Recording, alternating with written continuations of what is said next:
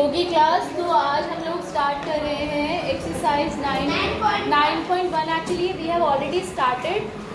उसमें मैं आज आपको सिखाऊंगी एक्सप्रेशंस को ऐड करना और सब्ट्रैक्ट करना। क्या कल की क्लास में हमने एक्सप्रेशंस को ऐड करना सब्ट्रैक्ट करना सीखा था? आज हम फिर से उनको एक बार रिवाइज भी कर लेंगे और बचे हुए पार्ट्स कंप्लीट करके नेक्स्ट एक्सरसाइज स्टार्ट करेंगे। Okay, so let's start exercise 9.1 we have started actually. Let's start with question number 3 actually. Question number 3 का मैं एक पार्ट करा रही हूँ आपको। Question number 3 4 हम ऑलरेडी कर चुके हैं लेकिन कल की क्लास में, but still today we are starting with revision of the topics. Okay, so let's take an example. Let's take a question part 2 कर लेते हैं, ठीक है? Question number 3 part 2. बेटा आप मुझे एक्सप्रेशंस बताइए। Ishan, first expression is a minus b plus ab. First expression is this.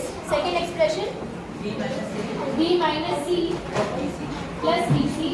Third expression c minus a plus bc. ac. Okay, so we have three expressions here. We have to add these three expressions and we know how to add them, right? So सबसे पहले हम क्या करते हैं, commas को plus का sign से replace करते हैं. So we replace commas with positive sign. We are adding these three expressions. That's why. Okay. Now we will rearrange the like terms. Rearranging like terms. Like terms को rearrange करेंगे. Yes. अब आप मुझे बताइए, ए का like term आपको नजर आ रहा है कहीं पर? माइनस ए का लाइक टर्म है ये, इसको एक साथ लिखेंगे. इसके बाद नेक्स्ट क्या आएगा? Minus b, then plus b, then plus a b, then a b का लाइक टर्म है क्या कोई? ये हो चुका है, ये हो चुका है, ये भी कर चुके हैं एंड ये भी कर चुके हैं. अब क्या बचा है आपके पास? ए बी भी हो चुका है. Then minus C and plus C, then B C plus A C. ठीक है, अभी आपको दिख रहा है यहाँ पे क्लियरली कि प्लस ए और minus A that will be cancel, right? ऐसे ही बिल्कुल माइनस बी और प्लस बी भी कैंसिल हो जाएंगे और माइनस सी और प्लस सी भी कैंसिल हो जाएंगे. So after cancelling we will have AB plus BC plus AC. बाकी सब कैंसिल हो गया. तो दिस इज आवर फाइनल. क्या अभी हमारे पास कोई लाइक टर्म है? फर्दर सॉल्व तो नहीं कर सकते ना. So this is your final answer. So have you understood how to add expressions? बिल्कुल अच्छे से. ठीक है, तो let's learn how to subtract expressions. ठीक है, तो क्वेश्चन नंबर 4 करते हैं अब हम लोग. क्वेश्चन नंबर 4 में मैं आपको करा रही हूँ सी पार्ट. ठीक है, क्वेश्चन नंबर 4 का मुझे ईशान क्वेश्चन बताइए please. Subtract 4p square Q 4p square Q minus 3pq plus 5pq square. अच्छा, इस एक्सप्रेशन को सब्ट्रैक्ट कर. सही, इसमें आगे और है minus 8p plus 7q minus 10. इसको सब्ट्रैक्ट करना है. कहाँ? फ्रॉम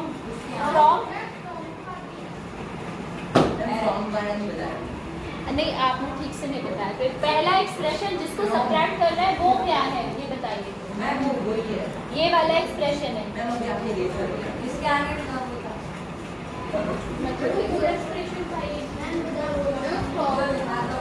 अच्छा, वो पूरा था. Okay okay, minus 8p plus 7q minus 10. ये पूरा एक्सप्रेशन है जिसको सब्ट्रैक्ट करना है. किसमें से? फ्रॉम. मैं फ्रॉम वाला वो नीचे लिख रही हूँ, थोड़ा स्पेस कम है ना, इसमें दिखाई नहीं देगा. From 18 minus 3p minus 11q plus 5pq minus 2pq square plus 5p square Q. सही है, देख लीजिए क्वेश्चन सही है। अभी मैंने कल आपको बताया था, प्रीवियस क्लास में हमने सीखा था कि जो फ्रॉम के बाद वाला एक्सप्रेशन होता है, फॉर एग्जाम्पल आपको ये बोला है सब्ट्रैक्ट 12 फ्रॉम 20, तो आप किसे पहले लिखोगे? 20 माइनस 12 लिखोगे। बिल्कुल इसी तरीके से फ्रॉम के बाद वाला जो एक्सप्रेशन है वो आप पहले लिखेंगे। अब मैं इसका सोल्यूशन लिख रही हूँ यहाँ पर।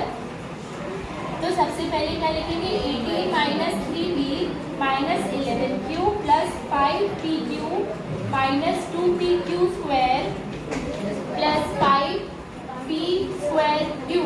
इसमें से माइनस करना है ये वाला एक्सप्रेशन जो ऊपर लिखा है।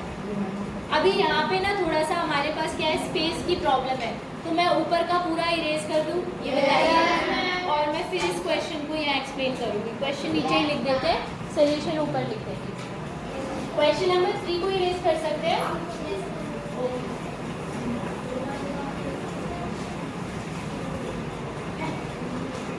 इसका सोल्यूशन मैं ऊपर करा रही हूँ क्वेश्चन का, फिर क्वेश्चन को भी इरेज करूँगी।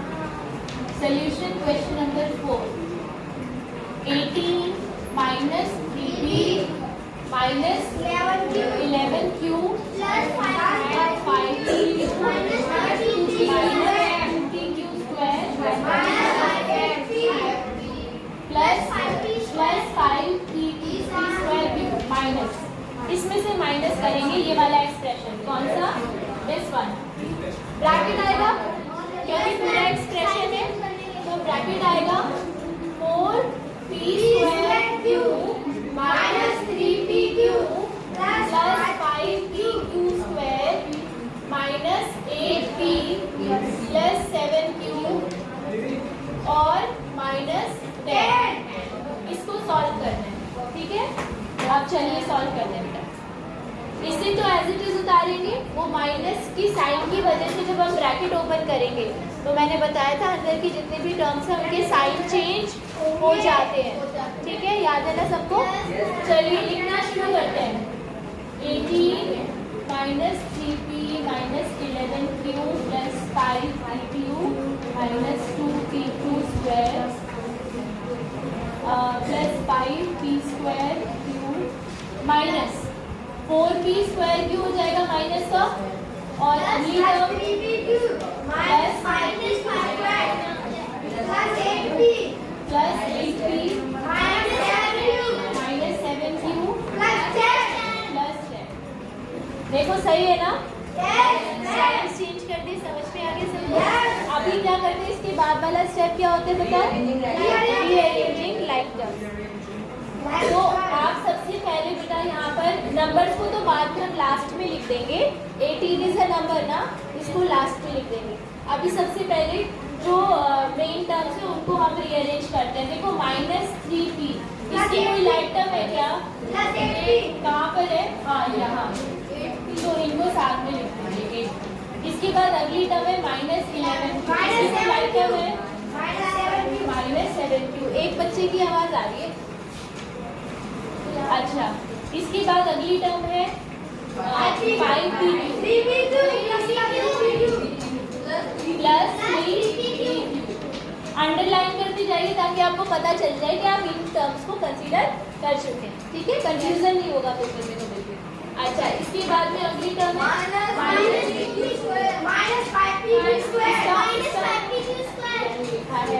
Plus 5p। अच्छा ये नहीं है, देखो देखो ये नहीं, ये दोनों लाइक टर्म नहीं है। देख मुझे कंफ्यूजन हो गया, देख के आपको भी हो सकता है, इसलिए ध्यान रखना ये लाइक टर्म्स नहीं है। यहाँ पर p की पावर 1 है, यहाँ p की पावर 2 है। These are not like terms. तो इसकी लाइक टर्म कौन सी है बताओ? है ना? माइनस 5pq स्क्वायर, ठीक है? इसको भी अंडरलाइन कर दिया। अब बारी आई इसकी प्लस 5p स्क्वायर q, इसका लाइक टर्म क्या है? Minus 4 square 4p square q, ठीक है? ये भी हो गया। अब बचा कोई टर्म? अब नंबर्स बचे प्लस 10 और प्लस 18। क्या यहाँ तक सबको समझ में आया? Any doubt?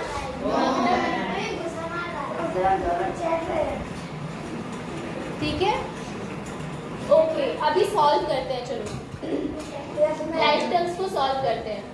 -3 और +8 +5 है ना, तो +5p। -11 और -18q। प्रियान, ऐश्वर्या जवाब देना बेटा। -11, हाँ बेटा, सी वाला। अच्छा, पार्ट पूछ रहे हो, क्वेश्चन नंबर 4 का सी पार्ट। हाँ जी, वही है, ठीक है। -3 +8 आ जाएगा +5p। -11 और -7 दोनों नेगेटिव नंबर्स है, ऐड हो जाएंगे, आ जाएगा -18। इसके बाद +5 और +3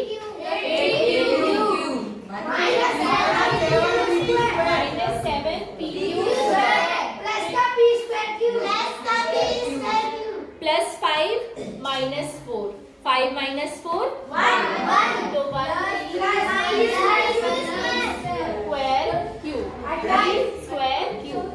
इसके आपने अगर पावर्स कहीं भी गलत कर दी तो आंसर विल बी रॉन्ग। ध्यान रखना कौन किस पर कहाँ पर स्क्वायर लगा है और कहाँ पर नहीं लगा है, ठीक है। इसको समझ में आ गया? 5 अब क्या बचेगा? अब देखो, इसमें जो अब हमारे पास मिला है, क्या इसमें कोई लाइक टर्म है? ध्यान से देखिए, दिस इज योर फाइनल। आगे समझ में? नोट कीजिए प्लीज। ओके क्लास, तो अब हमने एडिशन करना सीख लिया, एक्सप्रेशंस को ऐड करना सीख लिया, एक्सप्रेशंस को सब्ट्रैक्ट करना सीख लिया। अब हम सीखेंगे एक्सप्रेशंस को मल्टीप्लाई करना। तो एक्सप्रेशंस जो होते हैं बेटा, हमने पढ़ा था कि वो 3 तरह के एक्सप्रेशंस हमने देखे थे, मोनोमियल, बाइनोमियल, टोटल को हम पॉलिनोमियल भी कहते हैं, ठीक है। 1 और मोर देन 1। इसको इरेज कर दूं? अब नेक्स्ट टॉपिक हम लोग स्टार्ट कर रहे हैं, that is multiplication of expression. Exercise शुरू करने से पहले मैं आपको समझा देती हूँ कुछ एग्जाम्पल से।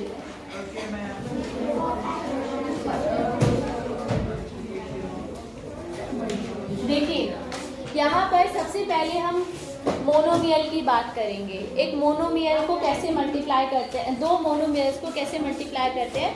फॉर एग्जांपल, हमारे पास एक मोनोमियल है 4x, एक ही टर्म है तो ये मोनोमियल होगा, अलजेब्रिक एक्सप्रेशन है 4x, और दूसरा मोनोमियल है 3x सपोज। इनकी हमें मल्टीप्लाई करनी है, तो मल्टीप्लाई करने का तरीका देखेंगे बेटा, इधर ध्यान दीजिए प्लीज।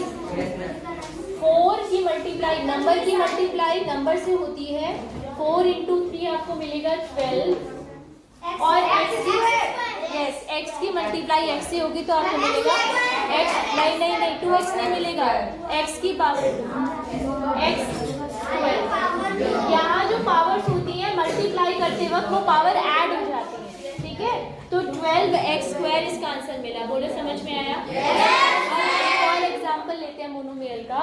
मान लो हमारे पास यहाँ 4x है और यहाँ पर 3y है सपोज, तो it will be 12x × y करने पर x की पावर 2 नहीं होगा, x और y दोनों अलग अलग वेरिएबल है, ये मल्टीप्लाई नहीं है, तो आंसर आएगा।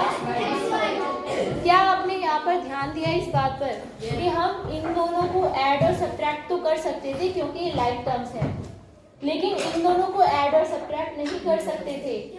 दैट मीन्स लाइक टर्म्स को आप ऐड और सब्ट्रैक्ट तो नहीं कर सकते, अनलाइक टर्म्स को आप ऐड और सब्ट्रैक्ट तो नहीं कर सकते, लेकिन मल्टीप्लाई कर सकते हैं, ठीक है। आगे समझ में? तो the answer will be 12xy, ठीक है। इसके अलावा एक और एग्जांपल ले लेते हैं। देखिए, 5x की मल्टीप्लाई हमने की अगर -3y से, 5 × -3 -15 × x।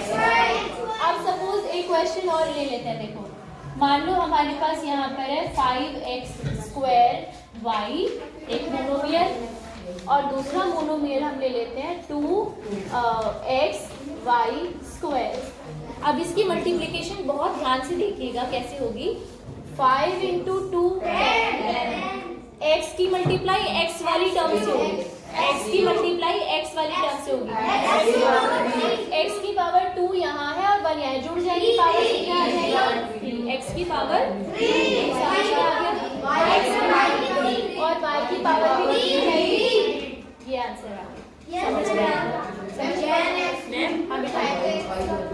अब 5 सुनो, अब ये वाला बताओ। 5 इंटू -3 -15 और x और y तो अनलाइक टर्म से आपस में पावर तो इनकी कुछ हो नहीं सकता, बेस अलग अलग हो गया ना। यहाँ बेस क्या है, x है, यहाँ बेस है y, पावर चाहे इनकी 1 हो या 2 हो, आपस में ऐड नहीं हो सकती पावर, तो ये एज इट इज मल्टीप्लाई करेंगे, x y का x y ही रहेगा। हाँ, नंबर की मल्टीप्लाई है, 5 इंटू 3 15 और माइनस का साइन लगा। हाँ, वो पावर एंड एक्सपोनेंट्स वाले चैप्टर में पढ़े। चलिए अभी आगे बढ़े बेटा। मोनोमियल की मल्टीप्लिकेशन समझ में आ गई? अच्छा, अगर ये फ्रैक्शन में होते, सपोज अगर मान लीजिए ये होता 3/2x xy मल्टीप्लाई 5 की बजाय 4 ले लेते हैं, 4/7 yx, सपोज ये 6/7x। एक मिनट, अब इसकी मल्टीप्लाई करेंगे 3 इंटू 4 12/2 इंटू 7 40। आ गया समझ में, है ना? और इनकी मल्टीप्लाई होगी तो x की पावर स्क्वायर और y स्क्वायर। नहीं आया समझ में? आ गया ना?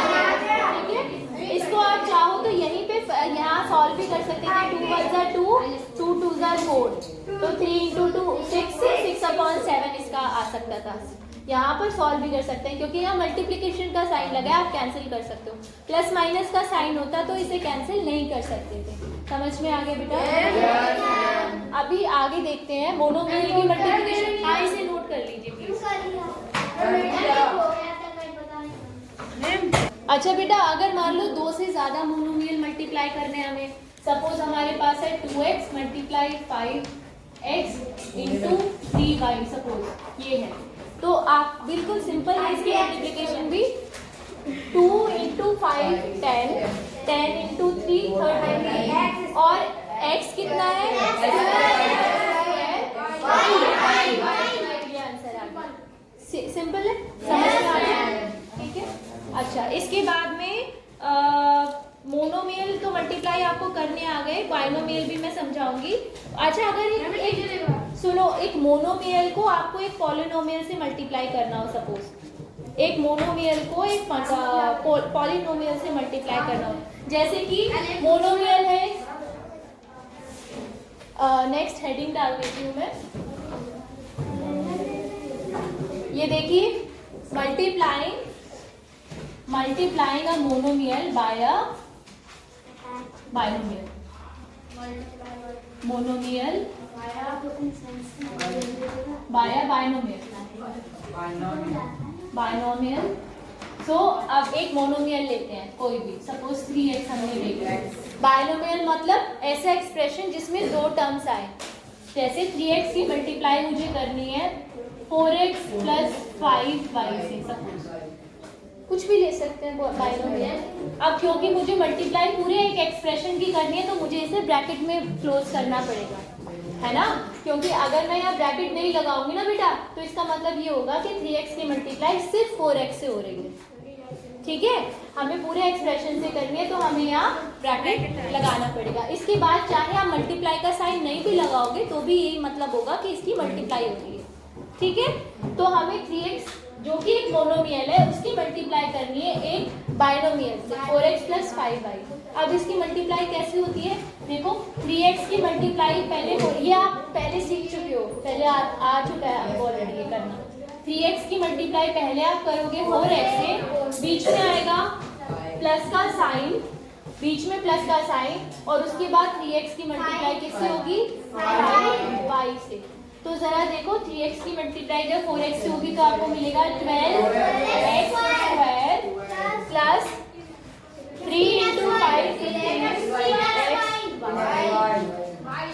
अगर आपको जब इसकी बहुत अच्छे से प्रैक्टिस हो जाएगी ना तो आप डायरेक्टली कर पाओगे। 3 into 4 12, x into x x square plus plus 3 into 5 15 और x इंटू वाई x1 ऐसे कर पाओगे। आगे समझ में? ठीक है, अब इसे नोट कर लीजिए।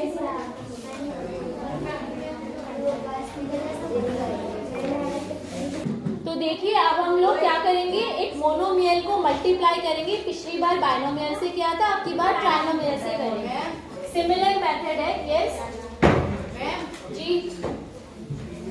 मैम बोल बजा रहा है। Yes please keep quiet. So multiply the monomial by a trinomial. चलो मोनोमियल यही वाला रखते हैं, ट्राइनोमियल बना देते हैं। इस एक्सप्रेशन को ट्राइनोमियल बनाने के लिए क्या करना पड़ेगा, एक नया ले लेते हैं। चलो एक मोनोमियल ले लिया 5x, एक ट्राइनोमियल लिया 2x माइनस 3y प्लस 6। ठीक है, इसके लिए ये एक मोनोमियल है, this is a trinomial. Now let's solve this. तो सबसे पहले क्या मैं इसे शॉर्टकट में कर सकती हूँ, अब अगर आपको आ गया हो तो सबसे पहले 5x की मल्टीप्लाई 2x से होगी। 5 इंटू 10 x, बीच में साइन कौन सा लगेगा, 5 इंटू 3 15 है ना, आ रहा है करना। फिर 5x की मल्टीप्लाई 6 से होगी तो कितना आएगा 30। आगे डायरेक्टली करना। बहुत अच्छे। अब हम करेंगे बेटा मल्टीप्लाई, वो उसके बाद है। एक्सरसाइज 9.2 और 9.3 तक जो कॉन्सेप्ट यूज होंगे वो हम पढ़ चुके हैं। अब हम एक्सरसाइज के क्वेश्चन सॉल्व करेंगे।